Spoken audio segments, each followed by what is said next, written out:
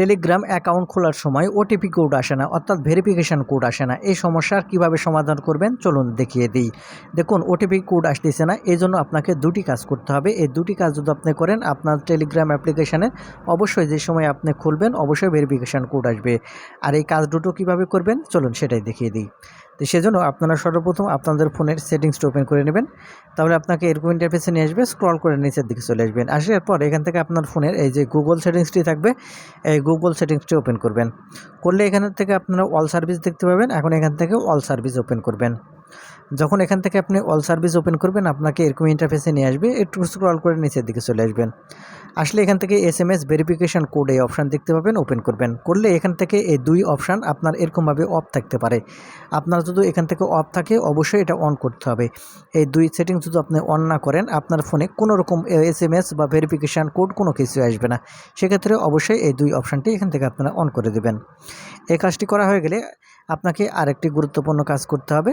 সে কাজ করার জন্য যে কাজটি করবেন, আপনাদের ফোনের সেটিংস ওপেন করার পর এখান থেকে অ্যাপ সেটিংসটি ওপেন করবেন। যখন এখান থেকে আপনি অ্যাপ সেটিংস ওপেন করবেন, আপনাদের ফোনের যতগুলো অ্যাপ আছে সবগুলো কিন্তু এখান থেকে পেয়ে যাবেন। এখন এখান থেকে আপনি স্ক্রল করে নিচের দিকে আসবেন। আসার পর ফোন এই অপশানটি ওপেন করবেন। যখন এখান থেকে ফোন এই অপশান ওপেন করবেন, আপনাকে এরকম ইন্টারফেসে নিয়ে আসবে। এখন এখান থেকে আপনি নিচের দিকে লক্ষ্য করলে এখন এখান থেকে mobile data and wifi option দেখতে পাবেন, এটা ওপেন করবেন। এখানে ব্যাকগ্রাউন্ড ডেটা যদি বন্ধ থাকে আপনি চালু করে দেবেন, কারণ ব্যাকগ্রাউন্ডে না কাজ করলে কিন্তু ভেরিফিকেশান কোড বা SMS আসবে না। তারপর এখান থেকে store and cash option open করবেন। এখান থেকে যে ক্যাশ মেমোরি আছে এটা এখান থেকে ক্লিয়ার করে আপনার এই ক্যাশ ফাঁকা করে দেবেন। এটা হয়ে গেলে তারপরে যে গুরুত্বপূর্ণ কাজটি করতে হবে সেটা হচ্ছে পারমিশন। এখন এখান থেকে পারমিশন ওপেন করবেন। এখান থেকে এই পারমিশন যদি এখান থেকে দেখতে পাচ্ছেন, যতগুলো পারমিশন আপনি দেখতে পাচ্ছেন সবগুলো পারমিশন কিন্তু এখান থেকে আপনাকে দিয়ে দিতে হবে।